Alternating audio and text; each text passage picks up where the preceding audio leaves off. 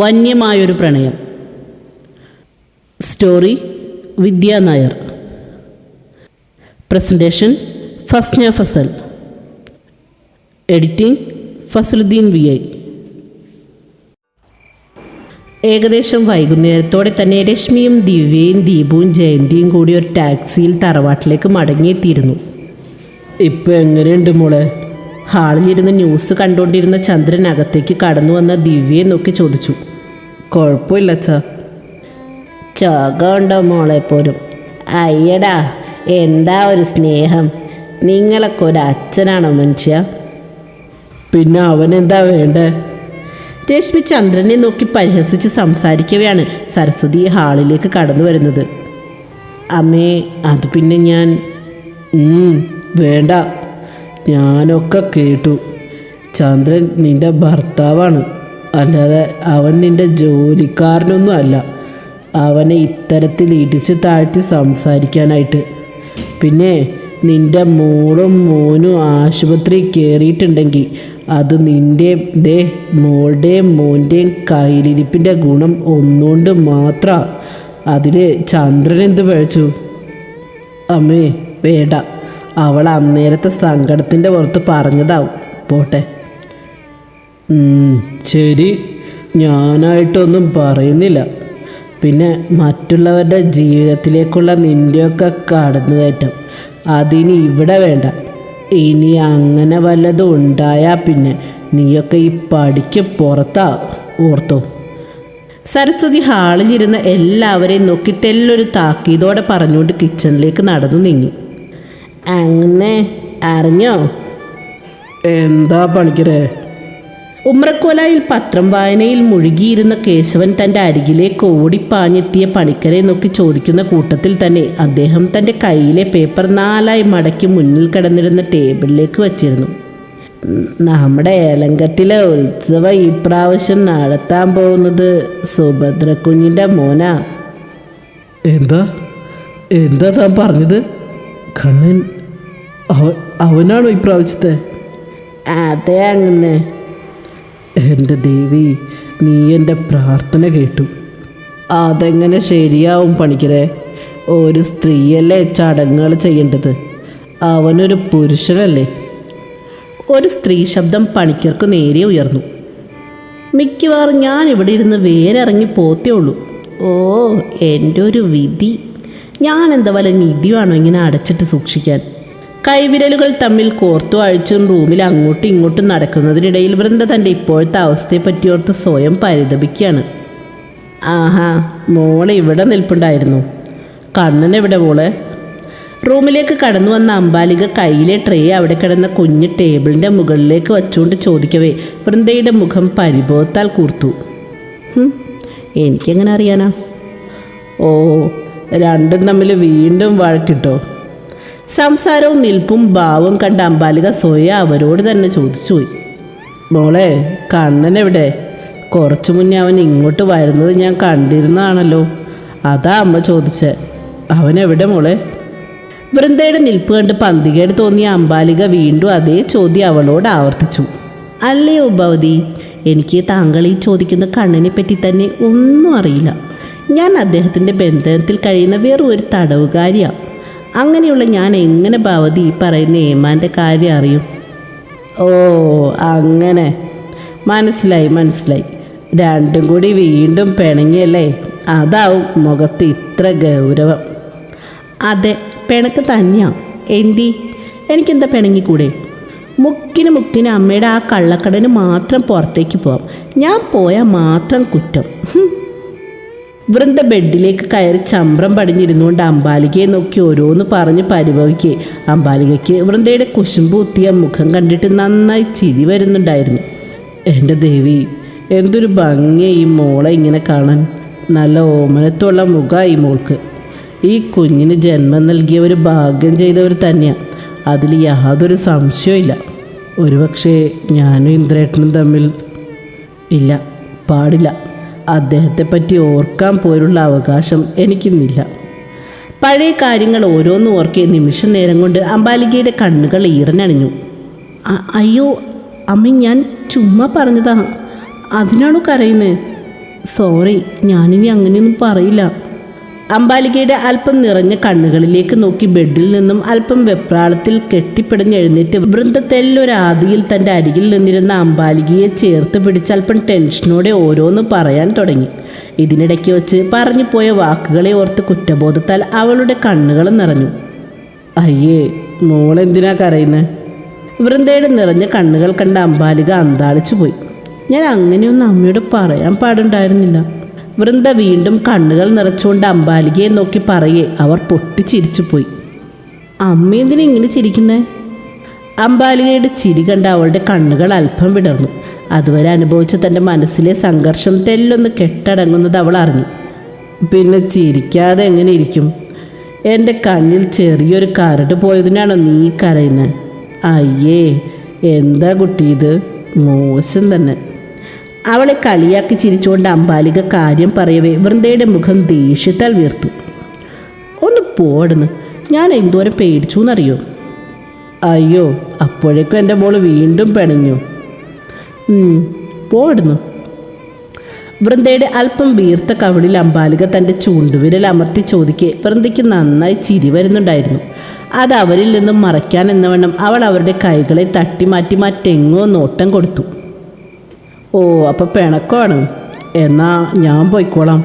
ഞാൻ കൊണ്ടുവന്ന പായസവും ഞാൻ കൊണ്ടുപോയിക്കോളാം. എന്നാ അംബാലിക തൻ്റെ ചുണ്ടിലൊളിപ്പിച്ച പുഞ്ചിരിയുമായി വൃന്ദയെ ഇടം കണ്ണിട്ട് നോക്കി പറഞ്ഞ ശേഷം അവരായി ഇവിടേക്ക് കൊണ്ടുവന്ന ട്രേ എടുക്കാനായി ടേബിളിൻ്റെ അരികിലേക്ക് നടന്നു. അയ്യോ, പായസം! വൃന്ദ അതും സ്വയം പുലമ്പി ടേബിളിൻ്റെ അരികിലേക്ക് ഒറ്റ പാച്ചിലായിരുന്നു. എന്താ രുചി!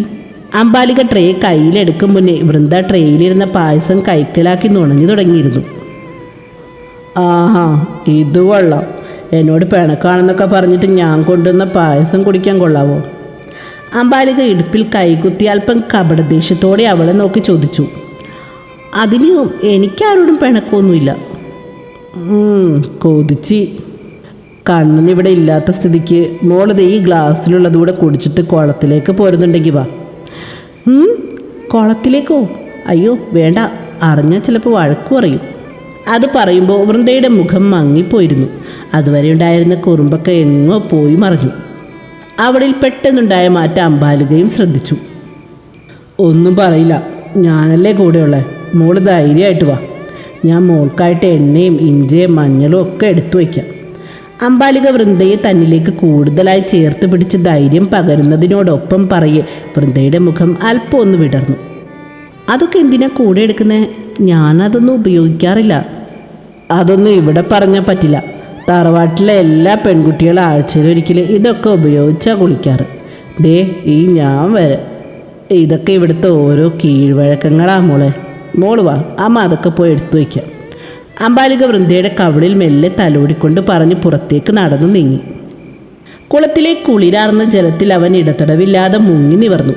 അവൻ്റെ ദൃഢമാർന്ന ശരീരം കുളത്തിലെ ജലത്തിൽ ഓളങ്ങൾ സൃഷ്ടിച്ചുകൊണ്ടിരുന്നു. മോളെ, നീ ആ ദേ മറപ്പുരെ പോയി ഈ ഉടുപ്പ് മാറി കച്ച കെട്ടിയിട്ട് വാ. എന്നിട്ട് നമുക്ക് മഞ്ഞൾ വരട്ടാം.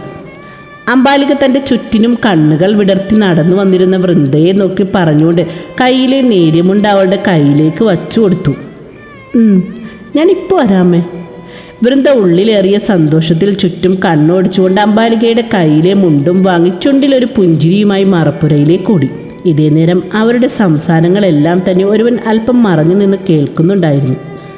വൃന്ദ വേഗം ഡ്രസ്സ് മാറി തിരിയാൻ നേരം ഒരുവൻ അവളെ തൻ്റെ മാറിലേക്ക് ചേർത്ത് പിടിച്ചു. റാം! അവളുടെ നാവുകൾ പോലും ഭയത്താൽ നന്നേ കുഴഞ്ഞു പോയിരുന്നു. ഇതേസമയം അവളിലെ അർത്ഥനഗ്നത പോലും അവൻ്റെ ശരീരത്തെ നന്നായി ചൂടുപിടിപ്പിക്കുന്നുണ്ടായിരുന്നു. ഞാൻ കുളത്തിലുണ്ടാവും. അമ്പയോട് നീ ഞാനിവിടെ ഉള്ള കാര്യം പറയരുത്. ഇല്ല, പറയില്ല. അവൻ്റെ അധരങ്ങൾ തോളിലായി അമരവേ അവളൊന്ന് പുളഞ്ഞു പൊന്തിക്കൊണ്ട് അവനുള്ള മറുപടി നൽകി. പൊയ്ക്കോ, നിന്റെ മഞ്ഞൾ നീരാട്ട് എന്നോടൊപ്പം മതി. തൻ്റെ മുന്നിൽ തലകുമ്പിട്ട് നിന്നിരുന്നവളെ അടിമുടിയൊന്ന് ഇരുത്തി നോക്കിക്കൊണ്ട് അവനത് പറയവേ വൃന്ദയുടെ ശരീരം ഒന്ന് വിറപ്പൂണ്ടു പോയിരുന്നു. പൊയ്ക്കോ. അവൻ അവളെ നോക്കി അനുവാദം നൽകിയതും പെണ്ണൊരോട്ടമായിരുന്നു. Nice figure. അവളിൽ തന്നെ ദൃഷ്ടിയൊന്നി നിന്നിരുന്ന രാഘവേന്ദ്രൻ അവൻ്റെ കീഴ്ച്ചുണ്ടിൽ പല്ലുകളാട്ടി വശ്യതയോടെ പുലമ്പിക്കൊണ്ട് അവൾക്ക് പിന്നാലെ കുളത്തിലേക്ക് നടന്നു നീങ്ങി. അതെങ്ങനെ ശരിയാവും പണിക്കരെ? ഒരു സ്ത്രീയല്ലേ ചടങ്ങുകൾ ചെയ്യേണ്ടത്? അവനൊരു പുരുഷനല്ലേ? ഒരു സ്ത്രീ ശബ്ദം പണിക്കർക്ക് നേരെ ഉയർന്നു. അതേപ്പറ്റി ഞാൻ ചോദിച്ചു സാവിത്രിയമ്മേ. ആരാ പണിക്കരെ ദേവിയായിട്ട് എഴുന്നള്ള? സാവിത്രിയമ്മയിൽ കൗതുകമേറി. കണ്ണൻ്റെ ഒപ്പം വന്നിട്ടുള്ള പെൺകുട്ടി ആ ചടങ്ങുകൾ ചെയ്യുക എന്ന തിരുമേനി എന്നോട് പറഞ്ഞത്. അപ്പോൾ അവൻ്റെ മംഗല്യം കഴിഞ്ഞു? കേട്ട വാർത്തയിൽ സാവിത്രിയും കേശവനിലും നന്നേ ഞെട്ടലുണ്ടാക്കി. എങ്ങനെ ഞെട്ടലുണ്ടാവാതിരിക്കും? ദേവർമഠം തറവാട്ടിലെ പെൺകുട്ടികൾ മാത്രമായി ചെയ്തു വന്നിരുന്ന ചടങ്ങുകളാണതൊക്കെ. പണ്ട് സുഭദ്രയായിരുന്നു ഇതിനൊക്കെ വിധിക്കപ്പെട്ടവൾ. എന്നാൽ കാലങ്ങൾക്കിപ്പുറം തറവാട് മാറി, ആൾക്കാർ മാറി. ഇന്ന് ആ സ്ഥാനം അമ്പാലികയ്ക്കായിരുന്നു. പക്ഷെ ഇന്നിപ്പോൾ ആ സ്ഥാനത്ത് മറ്റൊരുവൾ വന്നിരിക്കുന്നു. ആരാണവൾ? അതാണവർ ഇരുവരുടെയും മനസ്സിൽ നിറഞ്ഞു നിന്നിരുന്ന ചിന്ത. മോളെ ഇങ്ങോട്ട് ഇരുന്നു, അമ്മ ഈ മഞ്ഞൾ പുരട്ടിത്തരാം. പിന്നെ മോളെ, മഞ്ഞൾ ശരീരത്തിൽ നന്നായിട്ട് പിടിച്ചു കിട്ടാൻ അല്പം സമയം പിടിക്കും കേട്ടോ. അല്പം വെപ്രാളം പൂണ്ടുകൊണ്ട് തൻ്റെ അരികിലേക്ക് ഓടിയെത്തിയവളെ നോക്കി നിറപുഞ്ചിരിയോടെ ഓരോ കാര്യങ്ങളായി പറഞ്ഞുകൊണ്ട് കുളപ്പടവിൽ സൂക്ഷിച്ചു വച്ചിരുന്ന മഞ്ഞളും കയ്യിലേക്കെടുത്ത് അമ്പാലിക എഴുന്നേറ്റു. എൻ്റെ കൃഷ്ണ, ഞാനാകെ പെട്ടുവല്ലോ. ഇനി എങ്ങനെ ഞാനൊന്ന് മനസ്സമാധാനമായിട്ട് കുളിക്കുക? ഇവിടെ എവിടെയാവോ അമ്മയുടെ കണ്ണിപ്പെടാതെ അദ്ദേഹം മറഞ്ഞു നിൽക്കുന്നുണ്ടാവുക? രാഘവേന്ദ്രനെ പറ്റി ചിന്തിക്കവേ വൃന്ദയുടെ ഹൃദയതാളം മുറുകി. അവളുടെ കണ്ണുകൾ രാഘവേന്ദ്രനെ തേടി അലഞ്ഞു. മോളെ. എന്താ അമ്മേ? ഇത് നല്ല കൂത്ത്. കുളത്തിൽ നീന്തി കുളിക്കാനായി എന്നോടൊപ്പം വന്നിട്ടിപ്പോൾ കണ്ണ് തുറന്നും വെച്ച് സ്വപ്നം കാണുവാണോ? അമ്പാലിക വൃന്ദയുടെ താടിയിൽ തട്ടി അല്പം കളിയായി ചോദിക്കവേ അവൾ അവരെ നോക്കി വിളറിയൊരു പുഞ്ചിരി സമ്മാനിച്ചു. എനിക്കെല്ലാം മനസ്സിലാവുന്നുണ്ട്. എന്തായാലും എൻ്റെ മോളൊന്ന് അങ്ങോട്ടിരിക്കും, ഞാനിതൊന്ന് തേച്ച് പിടിപ്പിക്കട്ടെ. അമ്പാലിക വൃന്ദയെ നോക്കി വീണ്ടും വീണ്ടും കളിയാക്കാൻ തുടങ്ങി. ഈ അമ്മ! വൃന്ദ അമ്പാലികയെ നോക്കി കണ്ണുരുട്ടിക്കൊണ്ട് ഏറ്റവും താഴത്തെ പടവുകളിലൊന്നായിരുന്നു. അമ്പാലിക വൃന്ദയുടെ മുടികളെല്ലാം കൂടി വാരിയെടുത്ത് ഉച്ചിയിൽ കെട്ടിവച്ച ശേഷം വൃന്ദയുടെ ശരീരത്തിലേക്ക് തൻ്റെ കയ്യിൽ കരുതിയ മഞ്ഞളിൽ നിന്നും ലേശം എടുത്ത് പുരട്ടി തുടങ്ങി. ഇതേ നേരം ഒരുവൻ അവരിൽ നിന്നെല്ലാം അല്പം മാറി മറഞ്ഞു നിന്നുകൊണ്ട് അവിടെ നടക്കുന്ന ഓരോരോ കാര്യങ്ങളായി സസൂക്ഷ്മം നോക്കിക്കാണുകയായിരുന്നു. മോളെ, ആ കാലുകൂടി പടവിലേക്ക് കയറ്റി വച്ചിരുന്നേ. അമ്പാലിക വൃന്ദയെ നോക്കി പറയവേ വൃന്ദ വെള്ളത്തിലേക്ക് ആഴ്ത്തി തൻ്റെ കാലുകൾ ഉയർത്തി കയറ്റി പടവിലേക്ക് നീട്ടി വച്ചിരുന്നു. അമ്പാലിക കയ്യിൽ ശേഷിച്ച മഞ്ഞളിൽ നിന്നും അല്പം എടുത്ത് വൃന്ദയുടെ ഇരു കാലുകളിലും നന്നായി തേച്ചു പിടിപ്പിച്ചു കൊടുത്തുകൊണ്ട് അമ്പാലിക തൻ്റെ ജോലി വളരെ ഭംഗിയായി അവസാനിപ്പിച്ചു. ഇനി മോളെ അല്പനേരം എന്താ ഇങ്ങനെ കണ്ണടച്ചു പിടിച്ചിരുന്നു. ഒരു കാരണവശാലും കണ്ണ് തുറക്കരുത് കേട്ടോ. മഞ്ഞൾ കണ്ണിനുള്ളിൽ പെട്ട മോക്ക് നന്നായിട്ട് കണ്ണ് നീറും. അറിയാമേ, ഞാൻ കണ്ണ് തുറക്കില്ല. അമ്മ കുളിച്ചോ? വൃന്ദ ഇരു കണ്ണുകളും മൂടിയിരുന്നു കൊണ്ട് തന്നെ അമ്പാലികയോട് പറയവേ അവർ അവളെ നോക്കിയൊന്ന് പുഞ്ചിരിച്ചുകൊണ്ട് തൻ്റെ ഡ്രസ്സുമായി മറപ്പുരയിലേക്ക് നടന്നു നീങ്ങി. അമ്പാലിക മറപ്പുരയിലേക്ക് കയറിയതും അതുവരെ മറഞ്ഞു നിന്നിരുന്നവൻ മറപ്പുരയുടെ ഡോറ് പുറത്തു നിന്നും പൂട്ടി വൃന്ദയുടെ അടുക്കലേക്ക് ചുവടുകൾ വച്ചു. തന്നെ വന്നു മൂടുന്ന ഗന്ധത്തിൽ വൃന്ദയുടെ ശരീരം ആകമാനം ഒരു വിറയൽ പടർന്നു. എൻ്റെ കൃഷ്ണ, റാം എൻ്റെ അടുക്കൽ എവിടെയുണ്ട്? അപ്പോൾ അമ്മ എന്നെ തനിച്ചാക്കി പോയോ? അമ്മയൊന്ന് വിളിച്ചു നോക്കിയാലോ? ഉള്ളിലെ ഭയത്തിൻ്റെ തോത് അവളിൽ കൂടുന്നതിനനുസരിച്ച് വൃന്ദയുടെ മനസ്സിലെ ചിന്തകൾക്കും വേലിയേറ്റം ഉണ്ടായി. അമ്മേ, ഈ അമ്മ എന്താ വിളി കേൾക്കാത്ത? അമ്മയിനി വല്ലതും എടുക്കാനായിട്ട് വീട്ടിലേക്ക് തിരികെ പോയിട്ടുണ്ടാവോ? തനിക്കൊരു കൂട്ടിനായി അമ്പാലികയെ വിളിച്ചു നോക്കിയെങ്കിലും അത് നിരാശയിലേക്ക് വഴിമാറി. ഒപ്പം മറ്റ് ചില സംശയങ്ങളും അവളുടെ ഉള്ളിൽ നിറഞ്ഞു.